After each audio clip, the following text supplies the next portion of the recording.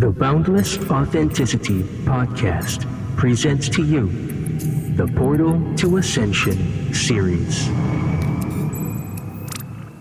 The Portal to Ascension Conference will be held April 21st to 23rd, 2023 at Marina Village Conference Center, San Diego, California. After 3 years of a collective dark night of the soul, the Portal to Ascension Conference is returning live and in person and is fully activated for the mission ahead of us all. As energy continues to shift and hidden truths are being uncovered, we are piecing together the fragmented parts of our existence to create awareness of the truth of who we are and remember our connection to the cosmos. This event is all about deprogramming ourselves from the outdated matrix system and remembering who we truly are at the core. Discover ancient origins, uncover hidden truths, and recover your true identity with guest speakers Alan Steinfeld, JJ and Desiree Hertok, Linda Moulton Howe, Robert Schock, Caroline Corey, Robert Edward Grant, Barbara Lamb, Michael Cremo, Ra of Earth, Adam Apollo, Neil Gar, Joan of Angels, John Block, Deborah Gusty, Michelle Anderson, Eric Rankin, Geraldine Orozco, Shareya Dharma, Lori Wheeler, Torcum G, Lori Spania, Tangela, Jenna Layden, Sheila Seppi, Larissa Stowe, Vox Angelus, Stargate Experience, and Share the Light. Get tickets at ascensionconference.com. On this episode of Boundless Authenticity, I speak with Phyllis Douglass, aka Vox Angelus, the voice of the angel. Phyllis is a direct conduit for the consciousness of Elohim. She transmits the encoded language of God's light and the love of creation through the performance of vocal alchemy transmissions, alchemical art, and written word. The benefit of participating in her work includes personal and world healing, transformation, and spiritual transfiguration. She is one of few individuals truly capable of connecting, holding, and transmitting the intensity and pure consciousness of Elohim. You can find Phyllis at the Evolutionary Grace website, www.phyllisdouglass.com. That's PHYLLISDOUGLASS. Get yourself some sacred artifacts and spiritual healing tools over at alchemicalsacreds.com, and you can listen to Vox Angelus music at www.voxangelus.bandcamp.com. So how's it going? Quite well, thank you. Awesome. I'm really glad to be talking with you. Go ahead and tell everybody who you are and what you do. Oh my goodness! I wish I'd known this was coming now. Well, my name is Phyllis Douglass, and my spiritual name is Vox Angelus, which means voice of the angel. So I have been surrounded by angels since I can remember vividly at 4 years old. So they've always been with me as like guides, teachers, protectors. And as I got older, then my gifts kind of expanded and progressed, and it was always things that happened in my life were either kind of through divine inspiration, or they were essentially, to put it more mildly, would be made to happen within my life so that I could experience different things, so that I would have the knowledge or the wisdom about what these things, these circumstances entailed, so I could better be of service to other people that were experiencing similar things. So I started maybe around 2010 is when I first remember it actually fully coming in, though I had done it at periods of time prior, was to speak in another language. And I happened to be at a healing course, and this whole circumstance happened, but I just kind of left my body, and I was in a different realm surrounded by angels. And when the instructor was able to bring me back, because I didn't want to come back, I was speaking in a different language. She would ask me a question in English, and I would hear the question in English, but when the answer came out of my mouth, it was in this, what we call angelical language. So that progressed to my ability basically to kind of transmit. I am a direct conduit for Elohim and for the consciousness of Elohim. And so I speak and I sing and I draw and I sign, and there's different symbols, but it is their encoded frequency-based language that comes through me. And sometimes that comes out in symbols and so forth. And I see symbols when I sing. So it's through my singing and my speaking voice that I transmit these frequencies for specific purposes, such as healing and just transforming something in your life, and for spiritual transfiguration. So often it might be a spiritual initiation, some type of an attunement that someone might need to begin to elevate themselves and progress forward in life. So I perform, in quotes, I perform what I call, vocal alchemy transmissions, or the Elohim likes to refer to it as an Elohim alchemical transmission, in what they call the language of God's light. Okay, I know a lot of people speak of languages and so forth. At first, I knew it to be the angelical Adamic language, which is like the first language, frequency-based language ever spoken. And they said, well, no, it truly is the language of God's light. And so I kind of go between those two, depending. So that's basically what I do. I've been guided now to really focus all of my, the majority of my energies on doing that, and to have bigger audiences, and just, worldwide doing work. So I did begin to do the transmissions online and at conferences and so forth. And I run retreats and everything as well. So it's the key thing, and the angels are here, and the key reason for all of this is to really remind and awaken humanity to their true divinity, that they are infinite beings within a physical form, having a physical experience. So that, in a nutshell, is who I am and what I do. Well, it was a pretty good nutshell. I got to ask you about being a direct conduit for Elohim. What specifically does that mean to the average person that would like to know more about this and begin to learn about what you do and how to be an infinite being having a human experience? Oh, goodness. Well, they call me I know I asked the hard questions. I'm trying to rein the answer in. They call me a direct, I'm not a channel. They do not like me to use the word channel. It's more of a telepathic level of communication. So it's like you were sitting next to someone, or someone sitting across the table from you, and you're having a conversation, right? So it's not their energy, transmitting this. It's really a telepathic conversation. I am what you would call kind of an angelic in and of myself. So it is not unfamiliar to me, and really never was.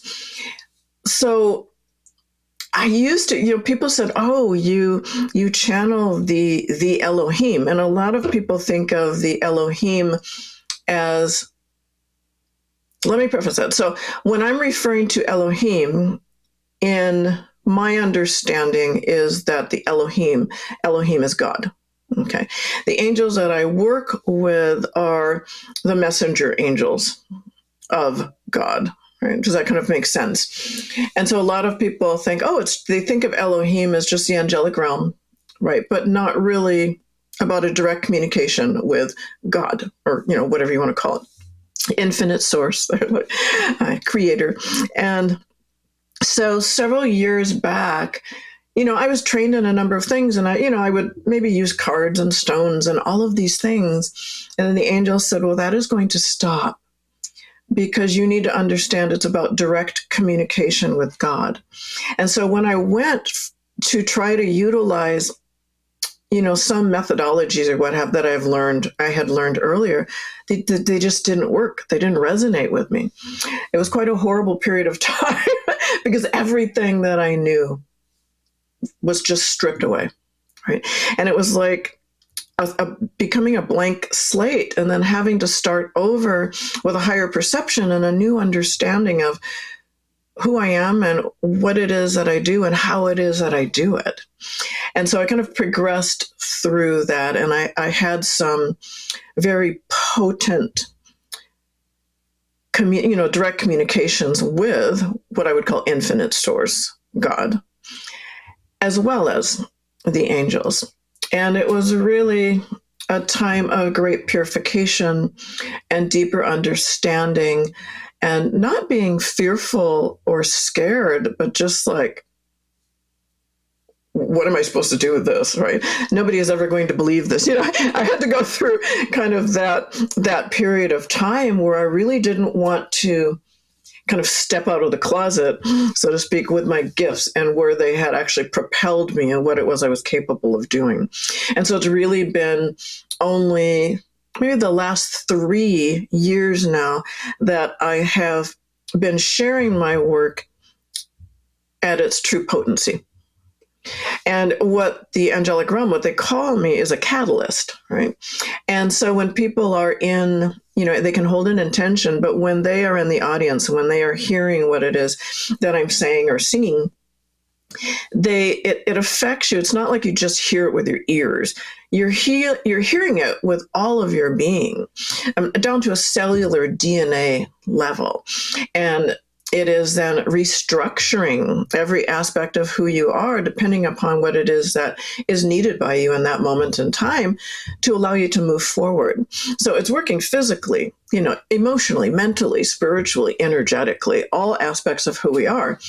And then helping you to bring all of who you are, all aspects of self, into alignment so that you then can begin to have a true understanding of who you truly are, your true path and purpose in this lifetime, and where it comes from, right? Versus, let's just say the mundane world. Okay. I love that you broke it down in that way. It was a great explanation. And one of the reasons for that is this year, people are wanting to speak to me about my experience as a musician and why I don't really participate in the music industry and things like that anymore. And, I say outrageous things like the music that we have today, that's not real music. And it's really hard for people to understand. But what you just said is essentially the same thing, because a lot of people are unaware that ancient civilizations used music for the purpose that you just described. It wasn't, shake the booty. Right. Exactly. Yeah. It was for spiritual transformation. It was to embody your fullest self, So that's fascinating. I'm really grateful that there's people like you that are out there doing this. Tell me about your vocal alchemy transmissions. Well, what I do simply, the angels are around me all the time. They just are. And people always, there's the whole thing like, how do you call in the angels? I'm like, I don't need to call in the angels. I'm with them all the time. They're here. So really, because of that, it's really about switching your attention, right, from, quote, the mundane world to broader. Oh, there they are. They're here, right? Because you can't walk around every second like that, right? My whole contingency of angels and so forth. It would just be a little much, energetically speaking, for the average day. But they're always here. And so when we go into a space, they are there. I create a sacred space. That's the easiest way. I create a sacred space. Sometimes I will bring drums. Usually it's drums, and I'll drum before I begin, because what I'm doing is through intention, and with the angels taking all the sides, we create a sacred container for the work. And then I just sit down and I open my mouth and sound comes out, right? I've recently, I used to kind of be a sound healer, do sound meditations, do sound therapy. And I used to have 9 gongs and all these instruments, and I would haul them around and everything. And that was all fine and good. And I began to feel like you were talking about music. and thinking about the music today, it's not what it is. And I began to have this dissatisfaction. What it was doing was beautiful, but it just was not resonating at the level that it should have been at a time. And I sold my gongs. I have one, and I still have bowls and things. But I would pull in a few of those instruments sometimes to help, while I was singing. And they said, no, now the instruments need to go away, because this is about you and your voice. Because, this is your magical presence, your magical abilities. This is magic. In essence. So was that just like a training period, an initiation for you, really to train your rational mind to get accustomed to this is what we do now, and then everything else could flow through you? It was. And, those periods of time are hard, because I'm like, wait, I liked doing it. I would just be it was like going up a mountain, and I would never stay at a plateau, sound healing. I never got it. I'm like, wait. And so my entire life has been like that, just really getting pulled and pushed along. Sometimes I felt like I was just getting drop kicked off a curb, because I can be really hard-headed and very obstinate, especially when I was younger. And, when I was younger, I didn't, there was like a part of me over here believed, and then a part of me from my religious upbringing was like, and it was kind of like, so I just went purely on trust and faith. The angels, they would just say, you have to trust us. And I learned to just do it in fear. It was one of the things I said, well, I have this fear that would be coming up. But the thing that always happened is I would do it anyway. And when I got to the other side, I'm like, oh, I didn't die, basically. There was nothing to be afraid of. And so then they started to say, just do it in fear. If you have fear there, do it in fear. Accomplish this in fear. And you'll find that when you come out the other side, the fear will no longer be with you. You won't be carrying it. So I've really tried to do that, throughout my life. So the instruments dropped. And so now I do have, like a drone, sometimes like a drone soundtrack and different things, or I might play, rain sounds or whatever, so I'll have some type of drone or something that's kind of helping to create, like, to spread the ambiance, to create an atmosphere in the space, and then I'll begin to sing. Okay, that makes sense to me. Hopefully it makes sense to the listeners too. I'm going to ask you a question, because the angels started showing up in the numbers earlier, and it kind of blew out the video for a while. When you were talking about the Adamic thing, I was like, hey, slow down, guys, slow down. And let her talk. They will do that, yes. Yeah, so explain that to me, the Adamic voices or whatever it is.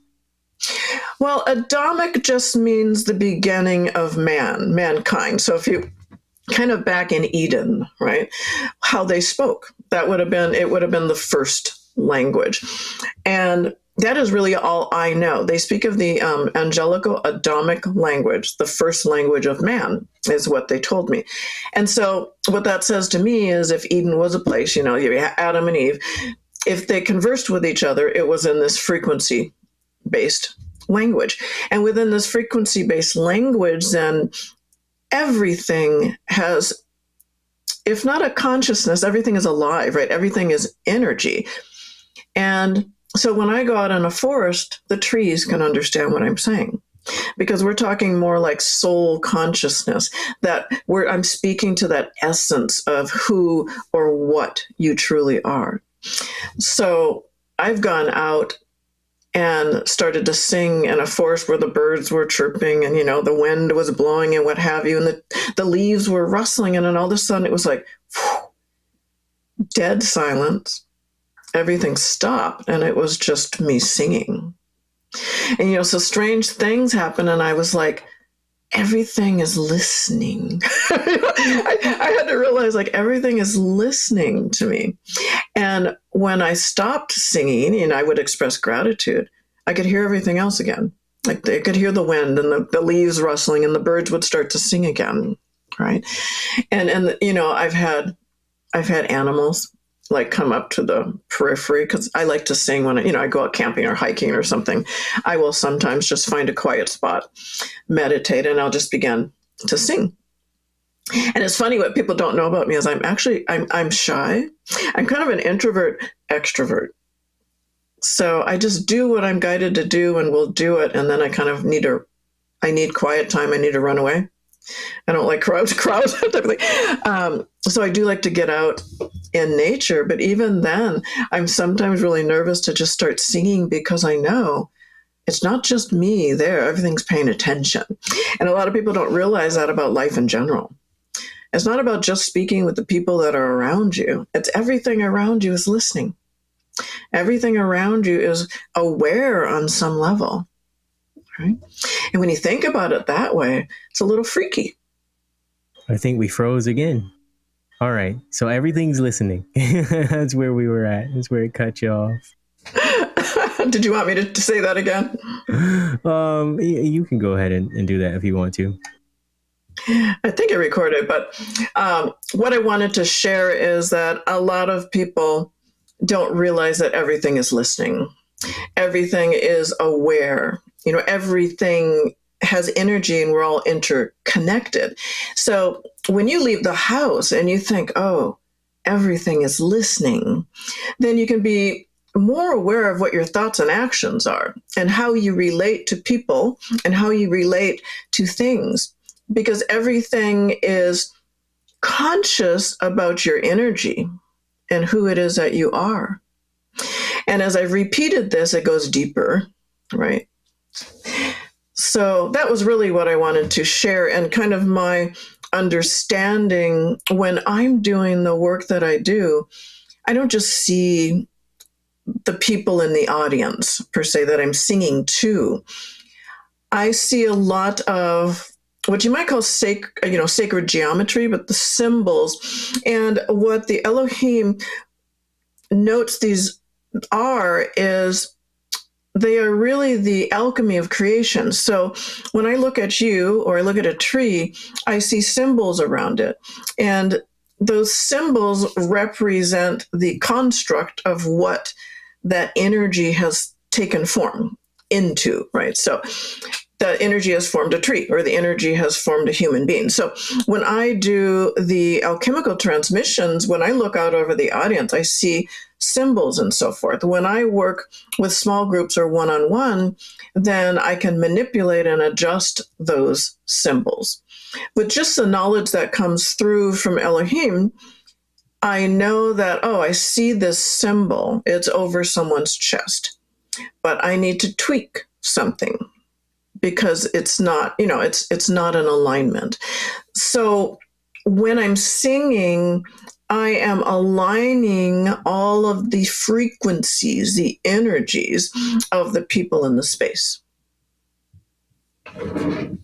And so that alignment, then, I was recently told, is to bring people into alignment with their holy template.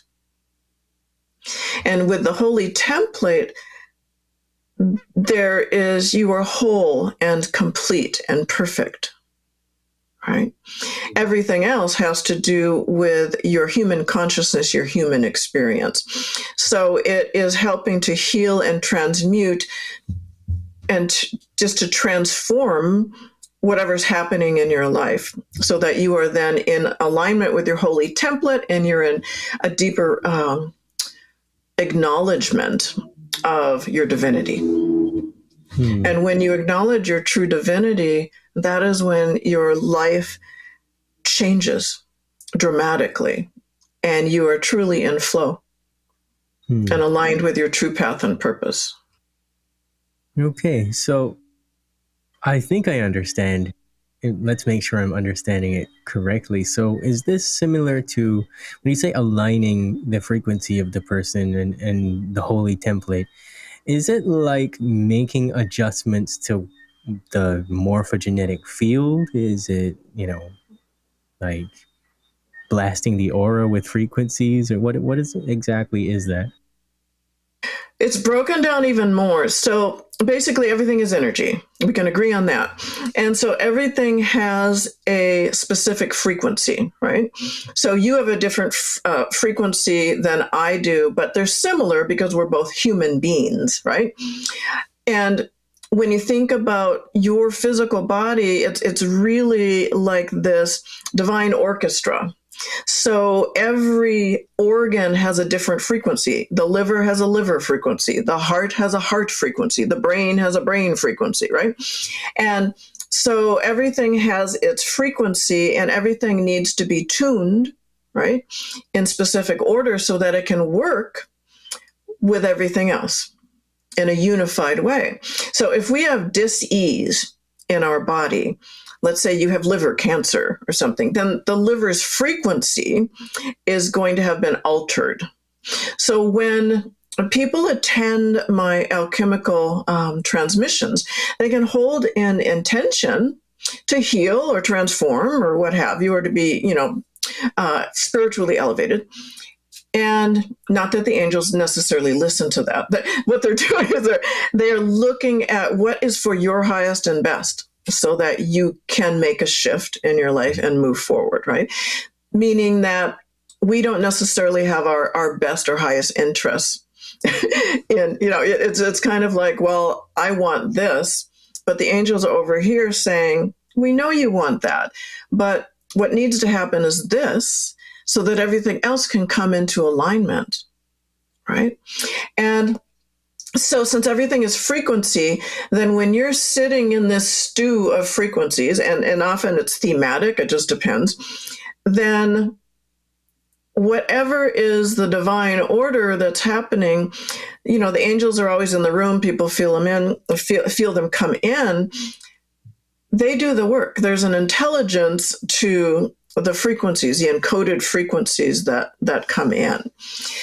And so it's just bringing you back into alignment via attunement, frequency-based attunement, right? So that you can then operate in a unified way, right? That you can release dis-ease, right? Okay, I got it. That makes sense? Yeah, that makes sense to me. So what can we expect from you at the Ascension Conference? Everything I just said, minus the trees. No, Minus the trees. Yeah, at the Portal of Ascension conference, I'm going to be doing a vocal alchemical transmission. So I will be drumming to open up the space, and then I'll be the Elohim, the angels, the archangels, and so forth will come in, and I will be basically doing an alchemical transmission. So I will ask people if there's anything specific, that they would like to work on or through, in the time that we have together. They can hold an intention for whatever that is, and then basically you are steeped in frequency. I heard the term the soul bath. Somebody told me, oh my God, what you did, it was like a soul bath. And it was kind of funny. It was like, oh, kind of like that. So really what they do is they gauge the frequencies of everybody in the audience and what's for the highest and best of most people, right? Sometimes people will be picked out individually for specific things as well by their own holy guardian angel. But then I am imparting the frequencies that are going to, the configuration of frequencies that are going to best be of service to those that are present. Does that make sense? Yeah. So it's different every time. And sometimes my voice sounds more feminine. Sometimes it's very deep and masculine. So often there's different voices coming through me. Sometimes it seems like even though I'm speaking this angelical language, it sounds like I'm from Tibet, or it might sound like I'm from Germany or something, right? And so it's kind of interesting what can come through in a performance. Okay. All right. Well, thanks for being on the Boundless Authenticity podcast. Tell us where we can find you.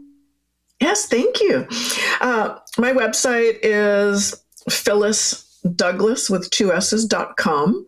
So all my information is on the website. I'm also a recording artist and so forth. And I do record with the angels. We do specific, what we call alchemy music. And so I can be found on any of the online music outlets under Vox Angelus, right? And the link's also on my website. So everything about me is on my website. And I do the group work and I also do private sessions. Yes, thank you for asking.